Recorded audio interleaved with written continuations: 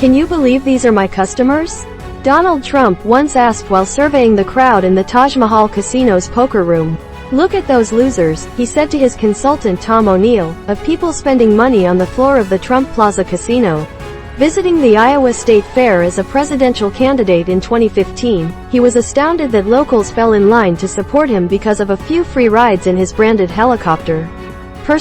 In the White House, he was sometimes stunned at his own backers' fervor, telling aides, "They're fucking crazy." Yet they loved him and wanted to own a piece of him, and that was what mattered most. Almost immediately after his defeat in 2020, Trump began fundraising off his claims of fraud, turning to his ardent fans for support. Plenty of people donated small amounts of money to continue a fight he swore was valid and building toward action. It was difficult to discern, though, whether Trump actually believed what he was saying about the election. I learned in the spring that Trump was repeating a claim from one of his most vocal allies, the self-made pillow company CEO Mike Lindell, that Trump would be reinstated as president by August 2021. Trump liked the idea, telling aides he did not want to have to sit through another 3.5 years of a Biden presidency. He quietly encouraged some conservative writers to publicize the idea in their own voices, telling the National Review editor Rich Lowry as well that he anticipated being reinstated by August 2021. Trump encouraged Lowry to write about it, saying it could help the magazine. When Jenna Ellis, his former advisor, protested on Twitter the notion that Trump could be reinstated to office, Trump told Ellis that her reputation would be damaged. She took that as pressure to reverse her statement. Trump conceded to her that the scenario was almost impossible, but that he wanted to keep the idea alive. This article is adapted from Haberman's forthcoming book. Other money-making opportunities arrived, ostensibly tied to the reverent memory of the Trump presidency. The most audacious plan was for a social media company of Trump's own. In October, he announced that he would launch his own social network as part of a merger with a so-called blank check company, whose stock price shot up when the merger was announced. The funding mechanism, which sparked an SEC investigation prior to the platform's launch, was completely opaque. None of this came as any surprise to me. For much of the past decade, reporting on Trump has been my full-time job as a correspondent for the New York Times. To fully reckon with Donald Trump, his presidency, and his political future, people need to know where he comes from. The world of New York developers was filled with shady figures and rife with backbiting and financial knife-fighting. Engaging with them was often the cost of doing business. But Trump nevertheless stood out to the journalists covering him as particularly brazen. I have found myself on the receiving end of the two types of behavior Donald Trump exhibits toward reporters: his relentless desire to hold the media's gaze, and his poison pen notes and angry statements in response to coverage. Efforts to try to sell his preferred version of himself was undeterred by the stain that January 6 left on his legacy and on the democratic foundations of the country. If anything, it grew stronger. He had an almost reflexive desire to meet with nearly every author writing a book about him.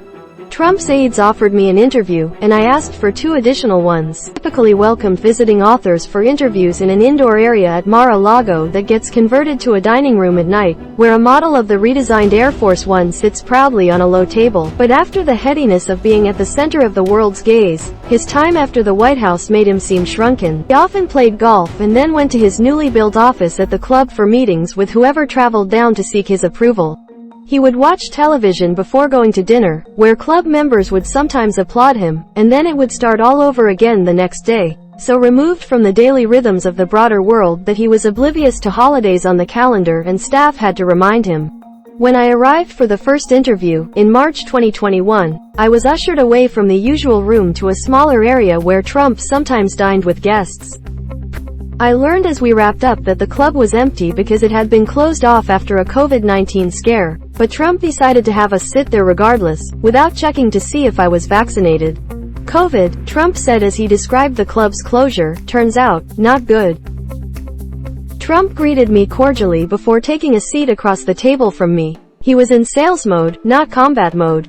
His history in New York was the focus of our interview. He thought back to the first major political figure he had observed up close, the Democratic Party boss Meade Esposito, who dominated Brooklyn politics when Trump joined his father's real estate business. Meade ruled with an iron fist, Trump said. And he was a very strong leader, to put it mildly. And when I came to Washington, I said, oh, well, this is now the big league. So as tough as they were, this must be even tougher. But I said, how could anybody be tougher than Meade? Meade had a cane at the end. He used to start swinging the cane at people. Trump had seemed to try to emulate Esposito's style in his post-presidency, receiving visitors who came to kiss his ring, and picking favorites in primaries to try to determine the outcomes of those races. Trump's view of strength never changes, regardless of the context, flattening all situations so they appear the same. He used identical language, with an iron fist, when describing how Esposito presided over his borough-wide fiefdom and when he praised China's President Xi Jinping after his own term ended. I asked him if he had expected the presidency to function the same way. Rather, Trump said, that is how he thought congressional leaders would act on his behalf. Well, I figured that the Mitch McConnells would be like him, in the sense of strength. There were plenty of factual problems with the criticism. In fact, McConnell had kept Republican senators in line over and over to advance Trump's policy and personnel concerns and generally protect his political standing as the leader of the Republican Party. Nevertheless, Trump said to me in another session, using his favorite new nickname for McConnell, the old crow's a piece of shit. Trump also complained to me about senators successfully practicing this type of power politics against him, as Lindsey Graham and Ted Cruz had when they persuaded Trump not to back a challenge to a colleague, Nebraska's Ben Sasse. Trump gave a surprise endorsement to Sasse, who then, after winning re-election, voted to convict Trump during his second impeachment. Like a schmuck, I went along with it, Trump said. Trump was clear that he did not believe he would have faced any of the same legal problems that had dogged him if Manhattan's longtime district attorney, Robert Morgenthau, had still been in office. And I run a clean organization. This is a continuation of the witch hunt. He added, Bob Morgenthau would not have stood for this. The investigation by Morgenthau's successor, he insisted, was part of an attack on the Republic. He was perhaps even more dire when describing the threat he had faced from the special counsel investigation into his campaign's ties to Russia. It forced him, he said, to perform two jobs when I was president, running the country and survival. At one point, Trump made a candid admission that was as jarring as it was ultimately unsurprising. The question I get asked more than any other question, if you had it to do again, would you have done it? Trump said of running for president. The answer is, yeah, I think so. Because here's the way I look at it. I have so many rich friends and nobody knows who they are. He then went on to talk about how much easier his life would have been had he not run. Yet there it was. Reflecting on the meaning of having been President of the United States, his first impulse was not to mention public service, or what he felt had accomplished, only that it appeared to be a vehicle for fame, and that many experiences were only worth having if someone else envied them. When I asked him in a later interview about what he'd liked about the job, he replied, getting things done, and listed a few accomplishments. He was not in a good mood. By way of greeting, he told me, I am watching the Arizona situation very carefully. A private company called the Cyber Ninjas was conducting a so-called audit of Maricopa County ballots and tabulation equipment that had been handed over by the Republican-led state Senate. He had talked about his claims of widespread fraud in our first interview, but not about trying to undo the results. He seemed to be going backward. I learned later that had tried getting the Republican National Committee to fund the audit in Arizona. To no avail, the audit ultimately affirmed the results of the state's election. He was at his most animated when I asked about why he had trusted Sidney Powell, given the concerns his other advisors had had about her. Since then, Powell had faced libel suits from voting machine manufacturers she had accused of corruption. Her defense had been, essentially, that no one should have taken what she had to say seriously. I was very disappointed in her statement, Trump said. That is so demeaning for her to say about herself. Then he essentially read stage directions on how to use public claims in lawsuits. All she had to say, he said, was, upon information and belief, I think such and such. Now all she says there, was take 1,000 stories that were written over the last 10 years long before all of this, that are bad stories, he said, and that is information and belief, she read them. That's the end of that case. That's true for everybody. It's upon information and belief and let's go to court to find out if it's true. I pressed him on what, at that point, was one of the persistent mysteries of January 6, which would become central to the Congressional Select Committee's investigation. What he had been doing in the hours when the Capitol was under assault from his supporters. He insisted that he was not watching television, despite volumes of witness testimony and other evidence to the contrary. I didn't usually have the television on. I'd have it on if there was something. I then later turned it on and I saw what was happening, he said. I was also with Mark Meadows and others. I was not watching television. Our third meeting was at the end of the summer, which he had largely spent at the quarters that he kept on the grounds of his New Jersey golf course. When I arrived at the Trump National Golf Club Bedminster, I waited in a small room off the front entrance.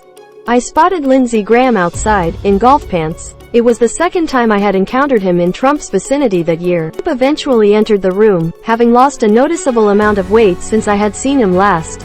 The greatest comeback in American history, Graham declared. You know why Lindsey kisses my ass? He asked. So he'll endorse his friends. Graham laughed uproariously. I was curious when Trump said he had kept in touch with other world leaders since leaving office. I asked whether that included Russia's Vladimir Putin and China's Xi Jinping, and he said no. But when I mentioned North Korea's Kim Jong-un, he responded, well, I don't want to say exactly, but, before trailing off. I learned after the interview that he had been telling people at Mar-a-Lago that he was still in contact with North Korea's supreme leader, whose picture with Trump hung on the wall of his new office at his club. He demurred when I asked if he had taken any documents of note upon departing the White House. Nothing of great urgency, no, he said, before mentioning the letters that Kim Jong-un had sent him, which he had showed off to so many Oval Office visitors that advisors were concerned he was being careless with sensitive material. You were able to take those with you? I asked. He kept talking, seeming to have registered my surprise, and said, no, I think that's in the archives, but most of it is in the archives, but the Kim Jong-un letters. We have incredible things. In fact, Trump did not return the letters, which were included in boxes he had brought to Mar-a-Lago, to the National Archives until months later. The Washington Post reported on it in early 2022. The Justice Department began investigating how the classified material made its way in and out of the White House residence. In one of our earlier interviews, I had asked him separately about some of the texts between the FBI agent and the FBI official working on the Robert Mueller investigation, whose affair prompted the agent's removal from the case. We had learned the night before Biden's inauguration that Trump was planning to make the texts public. He ultimately didn't, but he told me that Meadows had the material in his possession and offered to connect me with him. Over the course of our conversations, he appeared reluctant to take shots at many of those people on whom I knew him to have been toughest behind closed doors. His campaign manager Brad Parscale spent money unwisely, he said, but he did not criticize him beyond that. I asked why he had given Jared Kushner expansive power. I didn't, Trump said, although he had done exactly that. When I pressed, Trump said, look, my daughter has a great relationship with him and that's very important. In the fall of 2016, ahead of the election, Trump once tried to call Kushner to complain about why the situation in Florida was bad for him. Kushner, who usually didn't answer his phone on the Sabbath, was unresponsive. Fucking Shabbat, Trump groused, asking no one in particular if his Jewish son-in-law was really religious or just avoiding work. When I later asked him about this, he denied that he had said it. He was not so sanguine about Mike Pence, who had begun to defend his own actions on January 6 with increasing stridency, prompting Trump to escalate his condemnation of his former vice president's judgment that day. I said, Mike, you have a chance to be Thomas Jefferson, or you can be Mike Pence. Trump recounted to me, repeating an inaccurate comparison to the election of 1800. He chose to be Mike Pence. I brought up another potential future primary rival, by mentioning that he had been compared to New Jersey's feisty Governor Chris Christie before the two men faced off in the 2016 primary. Trump replied, I was compared to him? Then, he's an opportunist. I heard that Trump was describing Florida Governor Ron DeSantis in similar terms, calling him fat, phony, and whiny, while claiming credit for making his candidacy in 2018. Even as he talked about launching another campaign for the presidency, Trump was more comfortable looking backward than forward. When I told Trump I wanted to talk about 2024, he asked, quizzically, 2024? By the time we spoke at Mar-a-Lago, I had covered Trump as a political figure for many years, and little was surprising. And still the choreography of in-person interviews could reveal moments of unintended candor. He started to explain why he doesn't like when audio tapes of his interviews are released. Being on camera was much different, he said. Whereas, he said, in a written interview, I'll repeat it 20 times, because I want to drum it into your beautiful brain. Do you understand that? He repeated himself again. One of the things I'll do, if I am doing, like with you, for the written word, is I got to drum it into your head. His interest in repetition was not news to me, but his self-awareness of it was notable. At another point, he was going on a stem-winder about New York's then outgoing Mayor Bill de Blasio canceling a contract with the Trump Organization to manage a public golf course in the Bronx after January 6. De Blasio's choice to replace Trump was deeply controversial, and a judge later ruled in Trump's favor. It's like communism, Trump said, asking what the word was for when someone takes your property. It came to him 20 minutes later. Confiscate is the word, he declared in the middle of another thought. I tried redirecting him, but he cut me off. Let me just finish it, he said. Just let me do this, and then I am going to tell you. He seemed to hear himself, and smiled. Then he turned to the two aides he had sitting in on our interview, gestured toward me with his hand, and said, I love being with her, she's like my psychiatrist.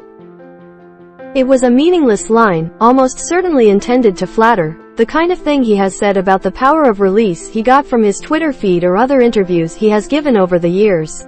The reality is that he treats everyone like they are his psychiatrists, reporters, government aides, and members of Congress, friends and pseudo-friends and rally attendees and White House staff and customers. All present a chance for him to vent or test reactions or gauge how his statements are playing or discover how he is feeling. He works things out in real time in front of all of us. Along the way, he reoriented an entire country to react to his moods and emotions.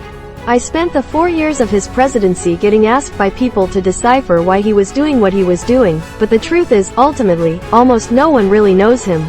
Some know him better than others, but he is often simply, purely opaque, permitting people to read meaning and depth into every action, no matter how empty they might be.